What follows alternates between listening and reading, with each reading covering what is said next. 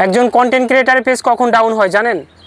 যখন ভিডিওটা অর্ধেক দেখে স্কিপ করে চলে যান বা অর্ধেক দেখে কমেন্টে চলে যান, লাইক ঠিকঠাক মতো করেন না। কিন্তু আপনারাই পারেন একটা পেজকে আপ করানোর জন্য।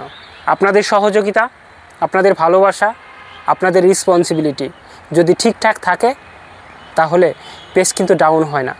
কিন্তু আপনারা যেটা করেন, অর্ধেক দেখে স্কিপ করে চলে যান, ঠিকঠাক লাইক করেন না, কমেন্টে উল্টাপাল্টা কমেন্ট করেন, ভিডিও রিলেটেড কমেন্ট করেন না, যার জন্য ফেসবুক ধরে নেয় পেজটা অতটা ইনফরমেটিভ না, ভিডিওটা অতটা ইনফরমেটিভ না, যার জন্য আস্তে আস্তে পেজটাকে স্লো করে দেয়।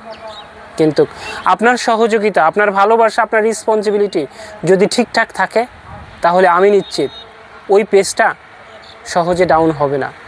যদিও বা ডাউন হয়, ফেসবুক পেজের সিস্টেম অর্থাৎ সিস্টেমে কাজ করে ডাউন হবে। এজন্য আপনাদেরকে বলছি, আজ আপনি আমাকে সহযোগিতা করবেন, কাল আপনাকে আমি সহযোগিতা করব। ঠিক এভাবে আমরা সবাই এগিয়ে যাব। ভালো থাকবেন।